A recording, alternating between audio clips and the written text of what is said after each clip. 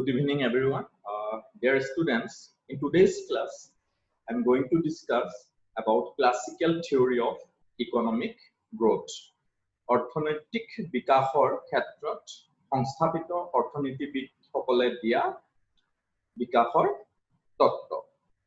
গতিকে before entering into this topic, we need to know who were the classical economists. What are their ideology towards the economic development? What are their approaches towards economic development? What are the fundamental assumptions that were followed by the classical economists? So, classical economists or the thoughts of classical economists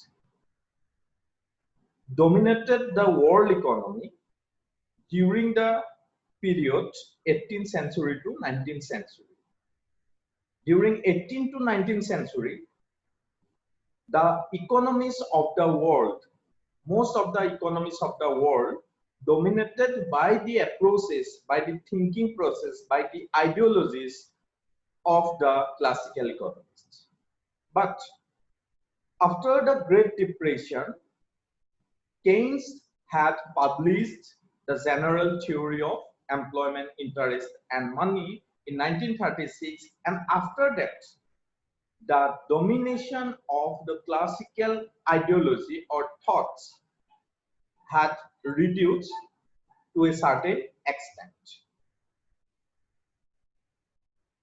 Who were the classical economists? The main thinkers or the propounder of classical economics was Adam Smith. And most of the followers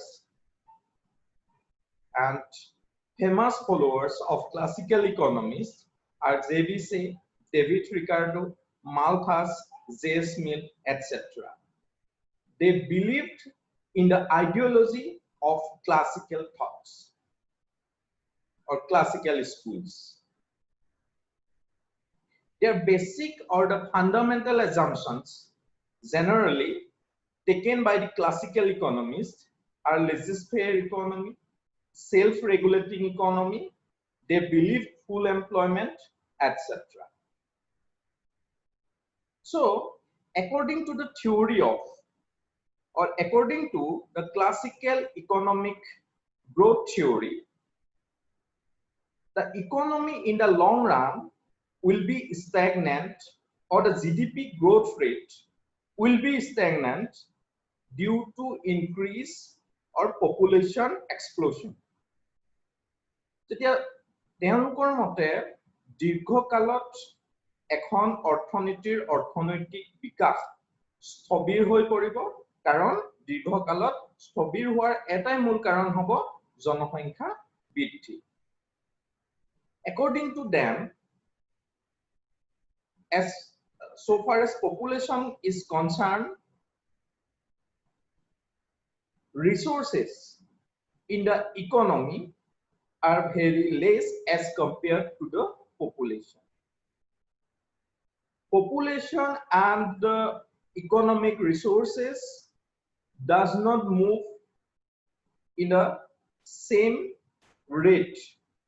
Eketa gotit জনসংখ্যা বৃদ্ধি বা আৰু সম্পদৰ বিকাশ বা সম্পদৰ বৃদ্ধি নহয়, অৰ্থনৈতিক সম্পদৰ বৃদ্ধি নহয়। যিমান হাৰত পপুলেশ্যন বৃদ্ধি হ'ব, সিমান হাৰত অৰ্থনৈতিক সম্পদসমূহৰ বিকাশ নহয়। At the initial stage, or in the short run, according to them, GDP will be increased. GDP বৃদ্ধি পাব হৰ্ষকালত. But the growth rate of GDP will be temporary in nature. When there is more GDP, in the short run, there will be more capital accumulation. The investors will enjoy more profit, and as a result of which, capital accumulation will be more. when there is more capital accumulation and when there is more profit, then the laborers or the working section of the society will definitely demand more wages. When they will get more wages, their capacity to maintain a large family will definitely be increased. They can support a very large family, more members of their family, according to classical economics. As a result, population will be increased. When population will increase, then the profit or the capital accumulation will definitely be decreased and it will reach a stagnation point. Eta স্থবিৰ অৱস্থাত ইকনমিখন পুনৰ ঘূৰি আহিব in the long run. So classical economists সকলৰ মতে বা সংস্থাপিত অৰ্থনীতিবিদ সকলৰ মতে এখন অৰ্থনীতি দীৰ্ঘকালত স্থবিৰ হৈ পৰিব বা অৰ্থনৈতিক বিকাশ স্থবিৰ হৈ পৰিব আৰু ইয়াৰ মূল কাৰণ হ'ল জনসংখ্যা বৃদ্ধি। হ্ৰস্বকালত এখন অৰ্থনীতিয়ে প্ৰসাৰতা লাভ কৰিব পাৰে বা অৰ্থনীতিৰ জিডিপি বৃদ্ধি হ'ব পাৰে, কিন্তু জিডিপি বৃদ্ধিৰ ফলত ক্যাপিটাল একুমুলেশন বৃদ্ধি পাব বা প্ৰফিট লেভেল ইনক্ৰিজ হ'ব আৰু তাৰ ফলত শ্ৰমিকসকলে অত্যধিক ওয়েজৰ ডিমান্ড কৰিব। যেতিয়া ওয়েজ বৃদ্ধি পাব শ্ৰমিকসকলৰ, তেওঁলোকৰ ইনকাম definitely বৃদ্ধি পাব and as a result of which they can support a large family and population will increase in the long run and the economy will again reach at a point or reach at a saturation point. এটা স্থবিৰ অৱস্থালৈ পুনৰ অৰ্থনীতিখন ঘূৰি আহিব। এতিয়া what are the propositions of the classical growth theory? So the first proposition is high level of capital accumulation. এখন অৰ্থনীতিৰ capital accumulation to যথেষ্ট বেছি বুলি তেওঁলোকৰ মতে যথেষ্ট বেছি। যেতিয়া capital accumulation বৃদ্ধি হ'ব, তেতিয়া ইকনমিখনত definitely profit বৃদ্ধি পাব। profit বৃদ্ধি হোৱাৰ লগে লগে wage rate বৃদ্ধি পাব। wage rate আকৌ কি কৰিব, জনসংখ্যা বৃদ্ধিত সহায় কৰিব আৰু সেই জনসংখ্যা বৃদ্ধি হোৱাৰ ফলত ইকনমিখন এটা stagnant অৱস্থালৈ পুনৰ ঘূৰি আহিব। So next proposition to hold total profit depends on marginal productivity of labor and level of wages. যেতিয়া marginal productivity of labor বৃদ্ধি পাব, তেতিয়া এখন অৰ্থনীতিত উৎপাদন প্ৰক্ৰিয়াটো খুব ভালদৰে হ'ব, উৎপাদন বৃদ্ধি পাব আৰু উৎপাদন বৃদ্ধি হোৱাৰ লগে লগে capital accumulation হ'ব, profit হ'ব, আকৌ wage বাঢ়িব। কিন্তু total profit to তেতিয়া ভাল হয় যেতিয়া marginal productivity of labor is greater than the existing wage rate. So profit depends on high marginal productivity of labor and low wage rate to the laborers. Next proposition to hold productivity of labor depends on stock of capital. মূলধনৰ কিমান মজুত আছে তাৰ ওপৰত লেবাৰৰ উৎপাদনশীলতা নিৰ্ভৰ কৰিব and next innovation or introduction of some new technologies.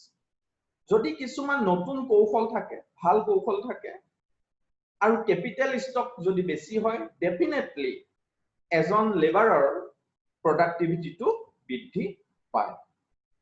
The last proposition, তেওঁলোকৰ মতে actual যিটো wage rate is greater than the subsistence wage rate.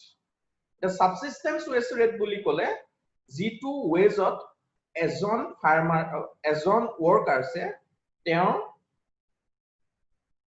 Minimum living ষ্টেণ্ডাৰ্ডটো maintain কৰি ৰাখিব পাৰে গতিকে যেটো একচুয়ালি তেওঁলোকে ওয়েস্ট পায় হেতু তেওঁলোকৰ মিনিমাম ষ্টেণ্ডাৰ্ড অফ লিভিংৰ কাৰণে যেটো ওয়েস্ট তাতকে বেছি থাকে গতিকে as a result of which they will demand more goods and services আকৌ একেটাই হ'ব যেতিয়া demand for more and goods and services কৰিব waste rate বাঢ়িব as a result of which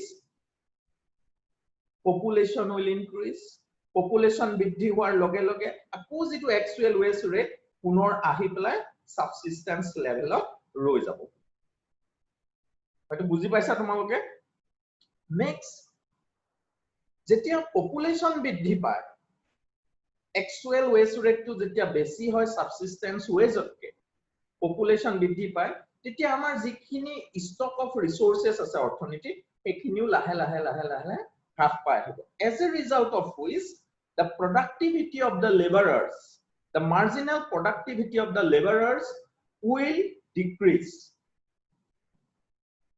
as the stock of capital decrease it will reduce the productivity of the laborers so as a result তেওঁলোকৰ actual wage to ahi subsistence wage বা subsistence wage তেওঁলোকে পাবলৈ সমৰ্থ হ'ব গতিকে সেই সময়ত দীৰ্ঘকালত এখন অৰ্থনীতি স্থবিৰ হৈ পৰে বা অৰ্থনীতিৰ বিকাশ ক্লাসিক্যাল ইকোনমিষ্ট সকলৰ মতে স্থবিৰ হৈ পৰে so তেওঁলোকে কেইটামান বিশেষ assumptions লৈছিল classical economists so first assumption asil ki natural resources jetia ekhon orthonetic first stage or initial stage of development in the initial stage of development of an economy the natural resources is greater than the population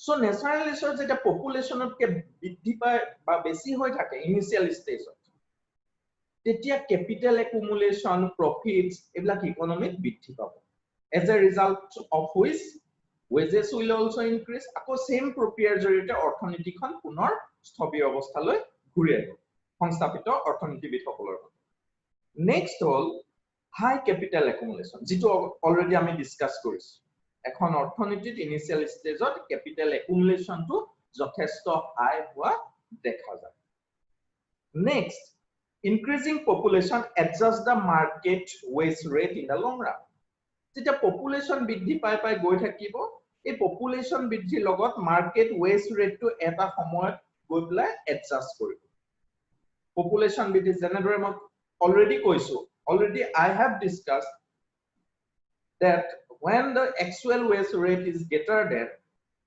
the subsistence wage rate at the initial stage then the population will be increased জনসংখ্যা বৃদ্ধি পাব আৰু সেই জনসংখ্যা বৃদ্ধি পাই লং ৰানত যেটো ওয়েজ ৰেট এই ওয়েজ ৰেটটোৰ লগত পপুলেশনৰ গ্ৰোথটোৱে এডজাস্ট কৰিব so these are the basic assumptions of this theory or I have also discussed some of the propositions of classical economists or classical growth theory গতিকে ক্লাসিক্যাল গ্রোথ থিওরি এটাই কৈছে যে দীৰ্ঘকালত এখন অৰ্থনীতি স্থবিৰ হৈ পৰে বা ষ্টেগনেন্ট হৈ পৰে কিয় কাৰণে ষ্টেগনেন্ট হৈ পৰে মূল ফ্যাক্টৰটোৱে হ'ল পপুলেশন গ্ৰোথ আৰু পপুলেশন গ্ৰোথ হোৱাৰ মূল কাৰণটো হ'ল more capital accumulation more profit in the economy more wages as a result of which the population or the laborers can afford a large family and that is why in the long run capital accumulation will decrease profit will decrease and the economy will reach at a stagnant point so this can be explained with the help of a diagram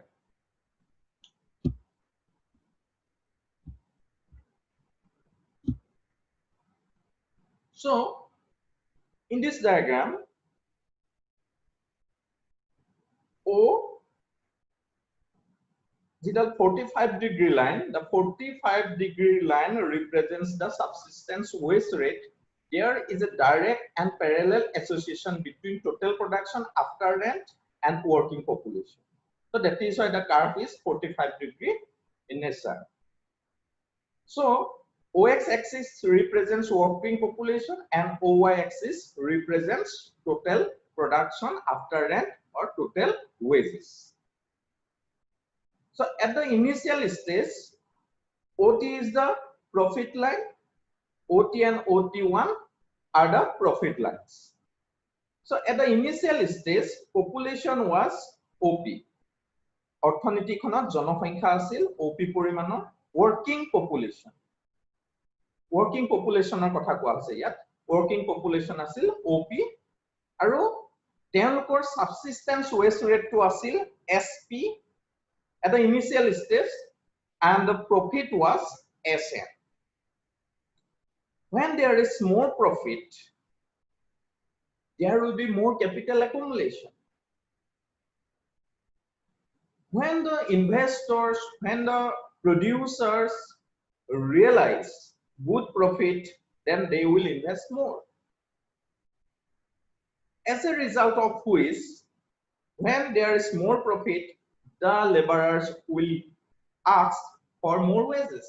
As a result of which, wage will increase and wage will increase up to PN. PN will be the wage rate. যেতিয়া wage rate বৃদ্ধি পাই গৈ থাকিব তেতিয়া জনসংখ্যাও লাহে লাহে বৃদ্ধি পাই গৈ থাকিব because they can afford a very large family. যেতিয়া জনসংখ্যা বৃদ্ধি হৈ গৈ থাকিব তেতিয়া যিটো capital accumulation বা profit টো কমি আহি থাকিব লাহে যেতিয়া capital accumulation কমিব profit কমিব লাহে তেওঁলোকৰ wage rate টো laborsৰ কমি আহিব যেতিয়া population বৃদ্ধি পায় গতিকে wage rate কমি আহি আকৌ পুনৰ P1 S ত অৱস্থিত হ'ব বা সেই পজিশনটোত পাবগে যেতিয়া wage rate subsistence wage rate S1 P1 হ'ল আৰু population আছিল OP1 then the profits realized by the economy is S1 N1 S1 N1 হ'ল profit আকৌ যেতিয়া profit হ'ব তেতিয়া আকৌ wage rate বাঢ়িব আকৌ wage rate বঢ়াৰ লগে population বৃদ্ধি পাব আকৌ population বৃদ্ধি পাই OP2 position পাবহি আৰু OP2 positionৰ পৰা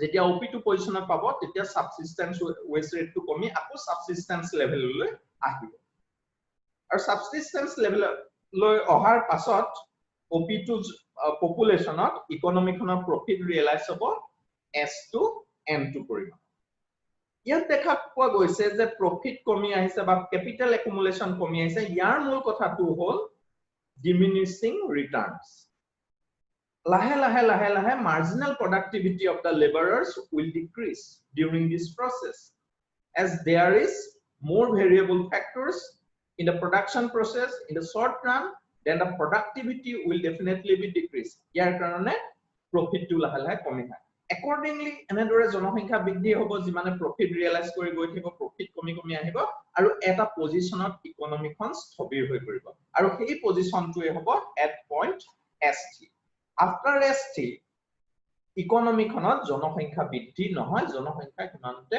স্থবিৰ হৈ যাব বুলি ক্লাসিক্যাল ইকোনমিস্ট সকলে কৈছে গতিকে OP3 জনসংখ্যাত ইকোনমিখনে STP3 পৰিমাণৰ subsistence wage ত ইকোনমিখন স্থবিৰ হৈ পৰিব তাৰ পিছত ইকোনমিখনত জনসংখ্যা বৃদ্ধি নহয় তাৰ পিছত যদি ইকোনমিখন মুভ কৰে তেতিয়া হলে profit negative হ'ব আৰু কেতিয়াও high wage rate দিব নোৱাৰে বা subsistence wage rate টো profitতকে বেছি হৈ পৰিব এনে ক্ষেত্ৰত no investors no producers will show their interest to invest in the economy so তেনেকুৱা ক্ষেত্ৰত এটা chances আছে যে যদি ইনোভেশন আহে নতুন টেকনলজি ইমপ্লিমেন্ট কৰা হয় এক্সিস্টিং লেবাৰছত তেতিয়া প্ৰফিট লাইনডাল OT ৰ পৰা OT1 লৈ শিফট কৰিব কিন্তু we can postpone the stagnancy আমি postpone হে কৰিব পাৰিম কিন্তু এই ইকোনমিখন যিমানেই টেকনলজি ইউজ নকৰক শেষত আকৌ এটা স্থবিৰ অৱস্থাতে পুনৰ স্থিতি লবগে গতিকে লং ৰানত এখন ইকনমি ষ্টেগনেন্ট হৈ পৰে ক্লাছিকেল ইকনমিষ্ট সকলৰ মতে যদি আমি OP4 পৰিমাণৰ লেবাৰ ইউজ কৰো ইমান পপুলেশন হয় ওয়াৰ্কিং ফোৰ্স হয় তেতিয়া হলে ইকনমিকখন P4S4 এটা সাবসিস্টেন্স ওয়েজ ৰেট পাব লেবাৰছে আৰু তাতে ইকনমিকখন স্থবিৰ হৈ পৰিব তো সাবসিস্টেন্স ওয়েজ ৰেট আৰু প্ৰফিট সমান হ'ব আৰু ইয়াৰ পাছত পপুলেশন বঢ়াৰ কোনো চান্সেস নাই আৰু সম্পূৰ্ণ থিওৰিটো ক্লাছিকেল ইকনমিষ্টৰ থিওৰিটোৰ এই চিত্ৰটোৰ জৰিয়তে আমি বুজিব পাৰো so if you have any doubts regarding this class then kindly ask me and you can put your doubts in the comment box so মই তোমালোকৰ doubts বিলাক clear কৰিব পাৰিম next video গতিকে next ভিডিওটোত মই আৰু classical theory of growth or যিখিনি criticisms আছে drawbacks আছে next class টোত আমি আলোচনা কৰিম বা ইয়াৰ যিখিনি relevance প্ৰাসংগিকতা এই প্ৰাসংগিকতা আমি next class ত আলোচনা কৰিম ঠিক আছে thank you